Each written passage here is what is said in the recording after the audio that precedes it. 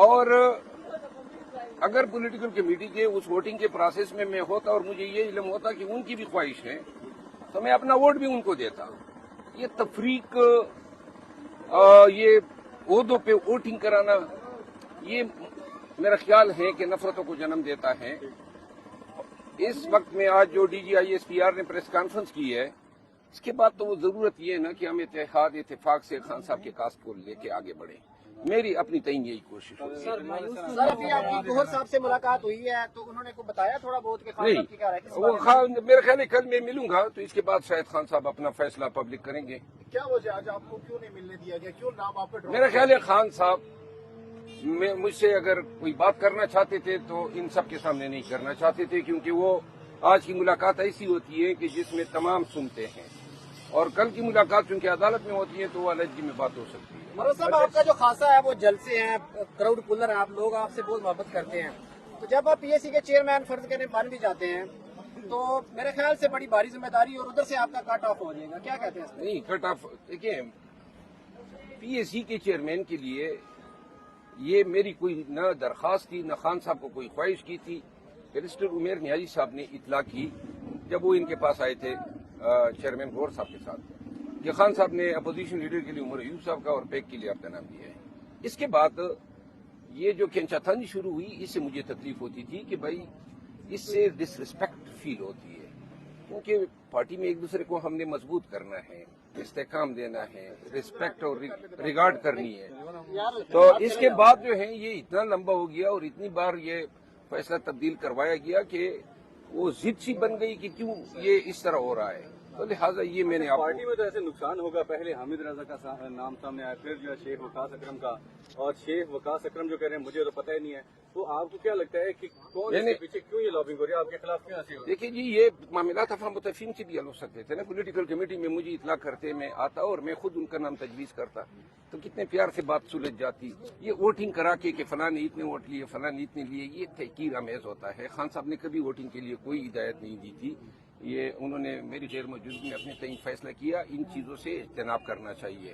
باقی میں ایک دفعہ پھر آن ریکارڈ کہنا چاہتا ہوں کہ شیخ وقاص اکرم اگر میں پولیٹیکل کمیٹی میں ہوتا تو اور مجھے ان کی خواہش کا علم ہو جاتا تو میں اسی کمیٹی کے سامنے ادھر ہی کہہ دیتا کہ بھائی اس کے دے دے، ہمارے لیے جلسے جلوس احتجاج ہی کافی ہیں، ہم وہی کر لیتے.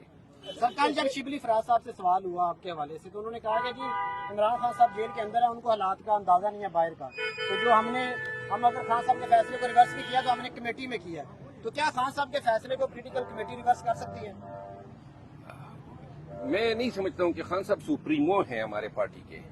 خان صاحب کے فیصلے جو ہیں وہ ہمیشہ خان صاحب کے فیصلوں پہ ہمیں اثر انداز نہیں ہونا چاہیے اپنے مفاد کے لیے یا کسی کے بغض میں.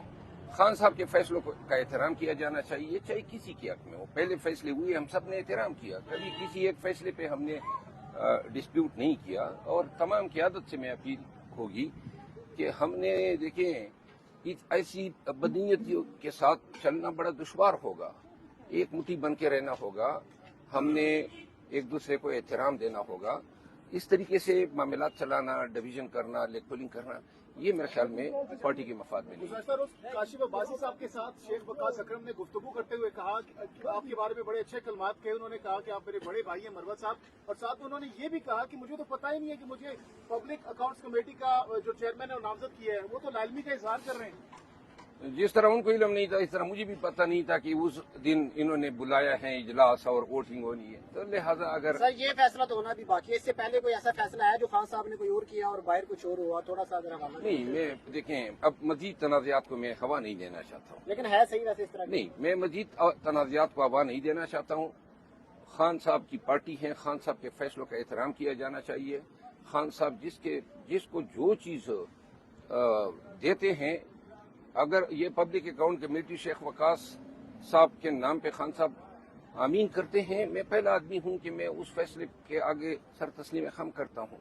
صرف یہ ہے کہ ایک دوسرے کا احترام کیا جائے. چیئرمین سینٹ کا نام میرا خیال چینج ہوا ہے، کہا یہ جا رہا ہے، اس حوالے سے آپ کیا کہیں گے کہ خان صاحب نے کوئی اور نام دیا تھا برسٹر علی ظفر کا اور باہر جو ہے شبلی فراز کا نام ہے، اس پہ کوئی نہیں؟ اپوزیشن لیڈر سینٹ کا دیکھیں یہ متنازع باتیں اب پھر کر کے آپ پھر مجھے لڑا رہے ہیں، اس کو چھوڑ دو، ٹھیک ہے نا.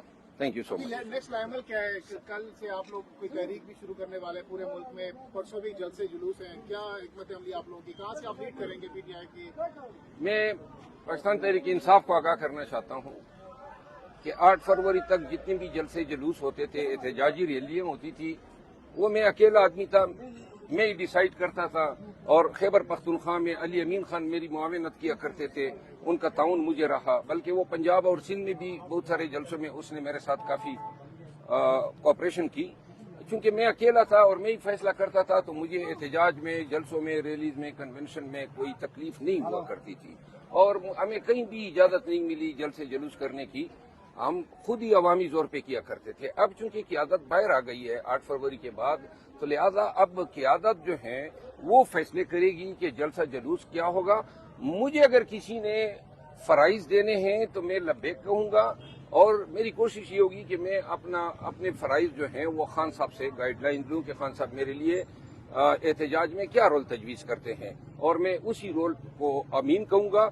बसूरत दीगर एहतजाज की जिम्मेदारी जो है अब खान ने जो है हवाले की है पार्टी की क़यादत को, तो लिहाजा वो जो गाइडलाइन देंगे मैं उनके पीछे बिल्कुल हर जगह पे लब्बैक कहूंगा। शुक्रिया।